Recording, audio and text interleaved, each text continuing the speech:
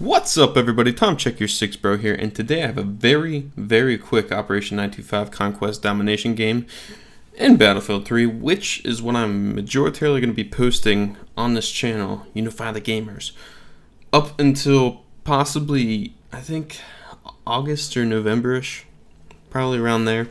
I may be getting Warfighter, Medal of Honor, and I will most likely be getting Blops too, just for the Zombies gameplays, but that's not what I wanted to talk about, alright? So, first off, I post daily Battlefield 3 on my channel.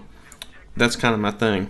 And what I want to do with this gameplay here is actually do a Operation 925 Tactics video for all of you Battlefield 3 gamers out there.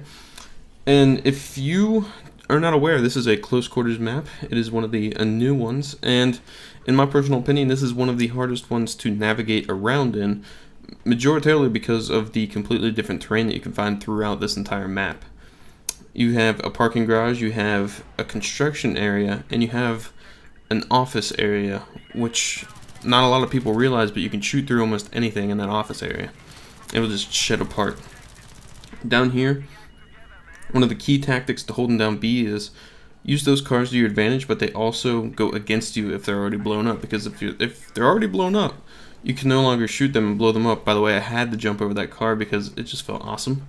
Who doesn't jump over the hood of a car whenever you have the opportunity to?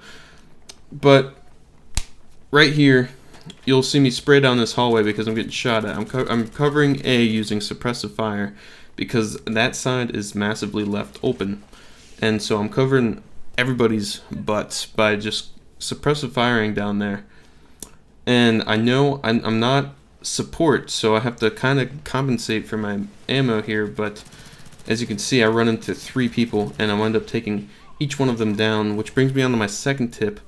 Always be prepared for mass spawn situations. Like, you'll see me go down this hallway and then stand there for a little bit because we have them triple cabbed, and I'm like, well, where do we go now? But you'll see me run back up, and that's what I'm talking about. You can see us actually mass spawn right there. It's something that you have to watch out for on these close quarter maps because everybody's tending to be in one area. Right here. Everybody just kind of combined in, and now we got about like 4 to 7 people, I don't know. Well, before we all died, 4 to 7 people that were running with us right there. And that's one of the big things about this map is you have to be prepared for mass hordes of actual people. And if you're not prepared for it, then you're going to be taken out pretty easily.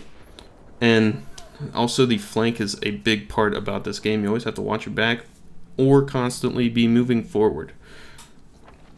It's just an overall close quarter tip in general.